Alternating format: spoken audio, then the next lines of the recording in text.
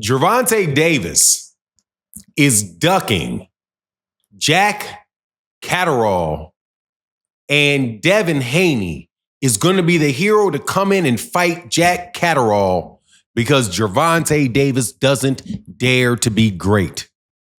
This is a combination of two arguments that were made by very well-known YouTube channels and also by Bill Haney, the father of Devin Haney.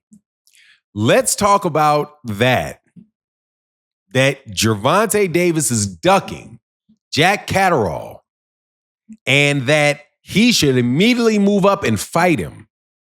But since he won't, Devin will step in and do what Gervonta doesn't dare to do. Let's talk about that in this video.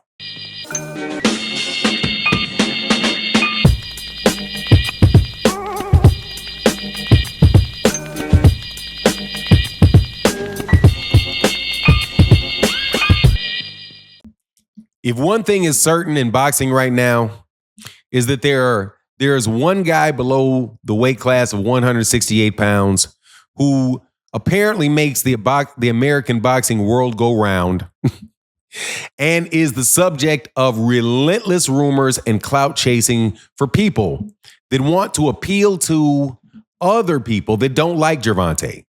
So no matter what the topic is, Gervonta Davis is going to slide on up in there, because that is a way to attach that fighter's name to someone that people actually care about.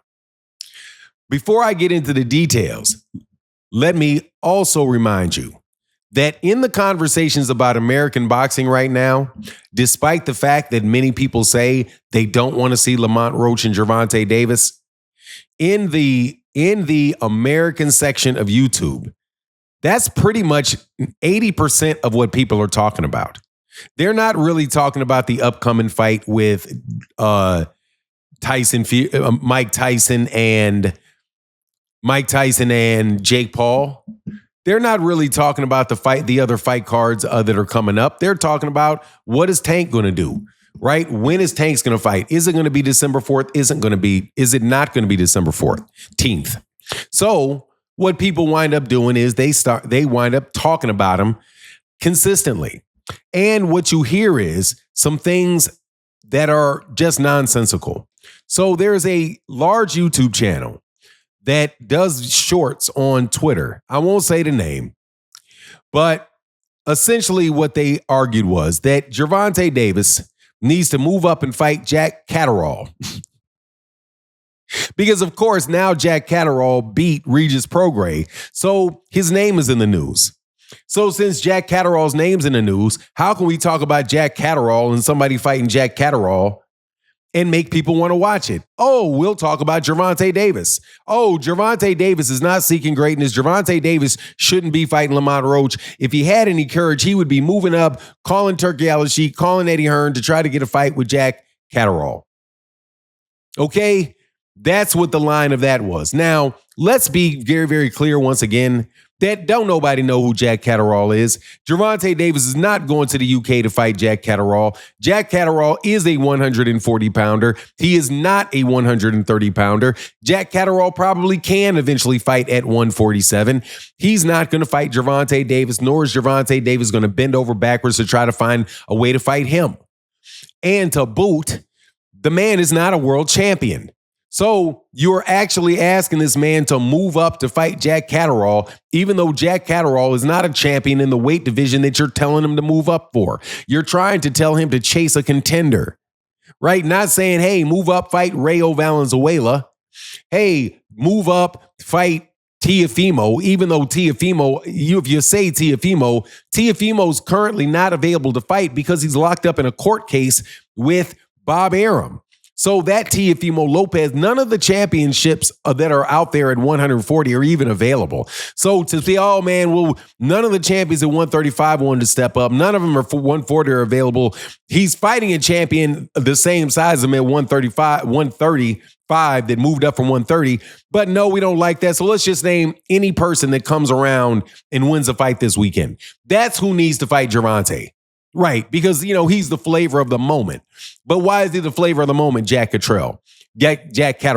Because Jack Catterall just fought. So people have him on his name.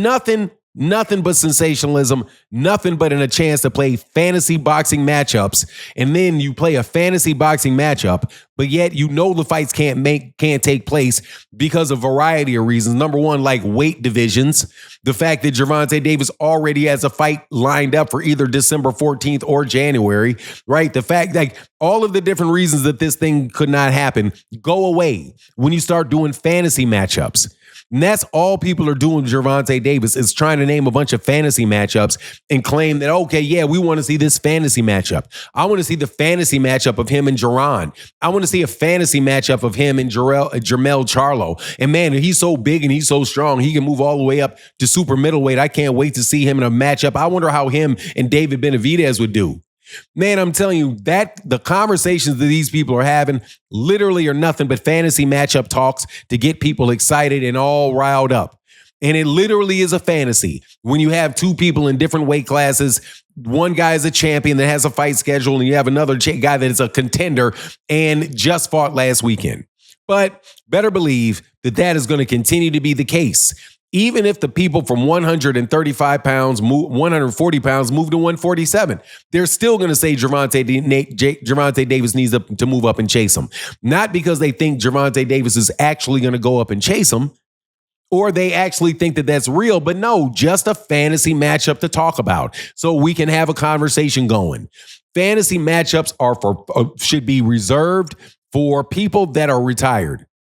And fantasy matchups should be reserved for people within the same weight classes, because we do that all the time in the fantasy matchup, boxing matchup world, when we talk about, hey man, who do you think could win between Muhammad Ali and Anthony Joshua?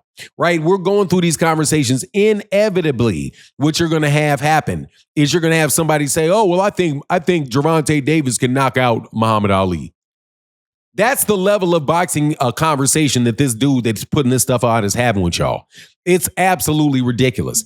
Now, before I get out of the door, though, I would be remiss if I did not point out that Bill Haney has a lot to do with this as well, because I listened to him on the Boxing Voice, and I'm telling you, man, these guys pitch so many fantasies back to back to back to back that you really can't take anything that they say at face value. For example, I keep hearing Bill Haney say that Oscar De La Hoya received damages for Ryan Garcia popping dirty. And that if Oscar De La Hoya gets damages, why shouldn't he get damages? Dude, what world? You'd have to be living in a world where the word damages don't mean what word damages mean, right? Because, well, I won't say right, because maybe you don't understand. You receive damages, compensation for your damages, right? Compensation for your damages. In order to get damages, you have to claim that you've been harmed. And you have to go to a court, and the court gives you a remedy and says, okay, we will remedy this damage and we will give you X, Y, Z, whatever the things that you ask for or things that we think are appropriate, right? But you actually have to have been damaged. And you have to claim that you were damaged and ask for redress. Oscar De La Hoya did none of those things. Oscar De La Hoya never filed and said that Ryan Garcia harmed him, and that's why he wants his $1 million back, and therefore he was awarded damages. That's not what the word means. Okay, what happened with Ryan is Ryan had to forfeit his money. Ryan was punished. Ryan received sanctions. As a result of the sanctions, he had to give the money back that he earned. So that's not even unjust enrichment from Oscar De La Hoya. He was not even enriched. He was just giving his money back. He was not allowed to pay. But, don't let that subtle distinction get in the way of Bill Haney trying to convince you that they owe him some money, when really what he's trying to do is look at the books and try to figure out whether or not he got ripped off on that net profit deal that he had. Anyway, that's my take on the matter. Please let me know what you think in the comment section. And with that, I'm out. Deuces.